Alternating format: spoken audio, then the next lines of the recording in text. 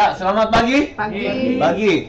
Ya, yang pertama kemarin aset beresiko itu turun banyak. Oke, banyak khususnya untuk Australia. Ya, itu turun sampai tembus level satunya sekarang 0,98 99, sorry. Itu dikarenakan masih terpengaruh oleh pemotongan suku bunga dari Australia. Pemotongan suku bunga dari Australia dan turunnya harga emas. Ya, secara dia 30% menghasil emas dunia, pasti sedikit banyak pengaruh sekali ke perekonomian Aussie. Kenapa Australia kemarin turunnya kencang sekali suku bunga dan perlambatan emas. Lalu yang kedua, kenapa emas juga turun?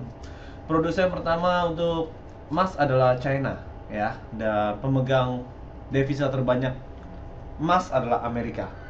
Produsennya Cina, devisa terbanyak Amerika. Nah, Cina itu sedang melambat ekonominya saat-saat ini. Otomatis penghasil nomor satu emas sedang melambat ekonomi ya. Sudah pasti harga emas juga ikut terbawa ya oleh sentimen tersebut.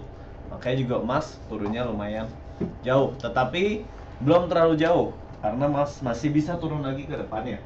Lalu lanjut, hari ini berita hanya jam setengah 8 kalau retail sales dan retail sales dari minus 0,4 jadi minus 0,1 dan minus 0,4 jadi minus 0,3. Dua berita ini minusnya berkurang, artinya bagus untuk perekonomian Amerika. Dirilis jam setengah 8 malam bersama-sama. Hanya itu aja. Dan minggu ini yang penting adalah hari Rabu ya, untuk trade pound sterling. Jam setengah 4 hari Rabu ya, itu udah Clement Conscience. Juga masalah moneter di sana dan diprediksi adalah bagus. Ini akan besar untuk hari Rabu buat pound sterling atau Inggris dan ke bawah lagi. Terus. Oke, berita Forex Factory hanya itu saja untuk minggu ini, tidak ada yang terlalu signifikan. Lalu lanjut langsung ke news. Dow Jones ditutup naik hanya 35 poin ya, atau 0,24%.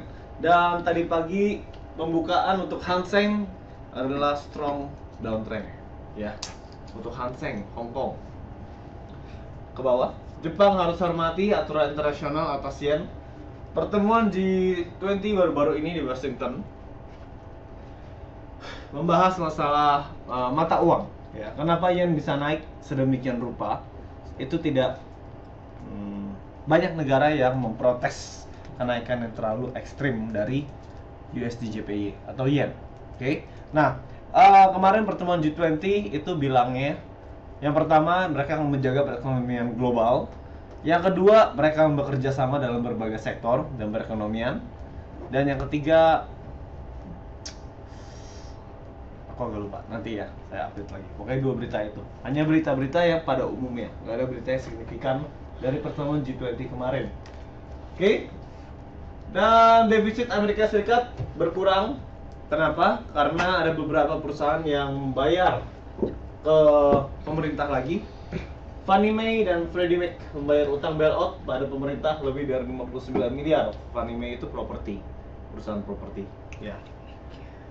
Jadi yang dulu di bailout itu banyak yang sudah membayar ke pemerintah Amerika. Makanya kemarin lumayan bagus, defisitnya berkurang. Bawah. Oke, terus. Facebook akan mengakuisisi Waze ya.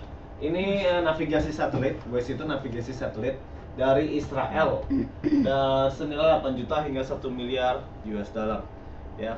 Jadi untuk Facebook ini masih akan naik dan akan kencang banget naiknya untuk beberapa tahun ke depan. Ya, kalau you memang bisa buy secara long term, ini bagus buat ditawarin ke klien Facebook dan Apple.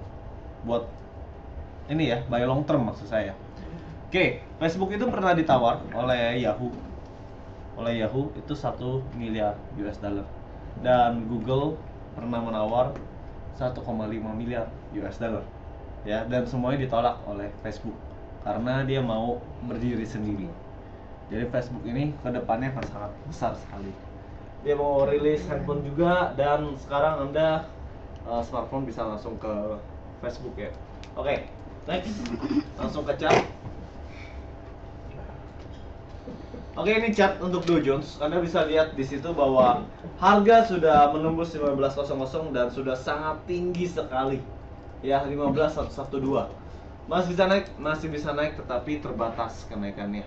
Kalau biasanya kalau trader di sini ini masalahnya posisi sell biasanya. Tapi saya belum rekomend sell karena masih belum terlihat sinyalnya. Tapi kalau di sini ini harga sudah sangat tinggi. Ya. Nanti kalau sudah beralih trennya dari bull jadi bear, jadi turun, ini akan satu candle panjang. Udah punya imajinasi ya, panjang, gitu.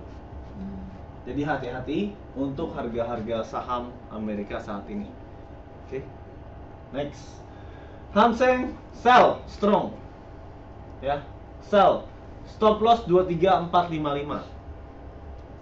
Stop loss 23455. Take profit 21250. Take profitnya di bawah. Stop lossnya di atas. Strong downtrend ya untuk Hang Seng.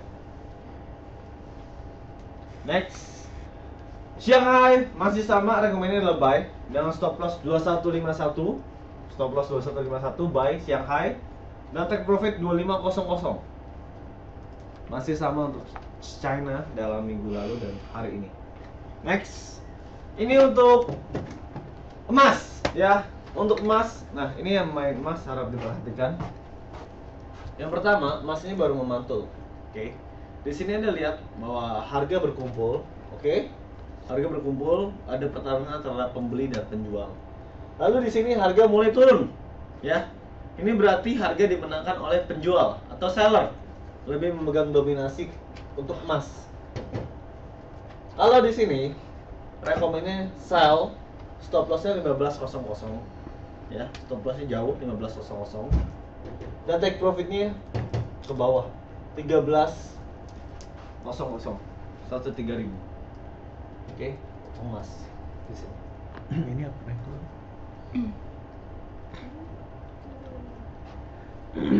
Jadi untuk emas downtrend ya, downtrend.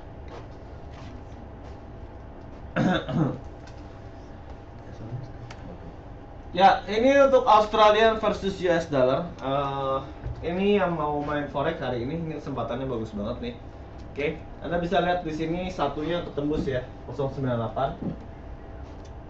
Dari kemarin jatuhnya sudah sekitar 200 poinan lebih ya. Buy. Komennya. Buy. Stop lossnya 930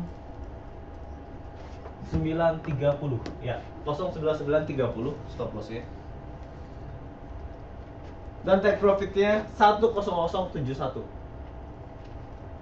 10071 take profitnya. Hari ini doang, ini rekomennya buy short term untuk Aussie. Bagus banget. 30 poin. Next. Ini untuk euro ya. Buy stop loss 2910 dan take profit 3062. 1.3062. Stop loss 2910. Next. Ini GBP buy stop lossnya 5290. 1.5290 stop loss GBP dan take profitnya 1.5410.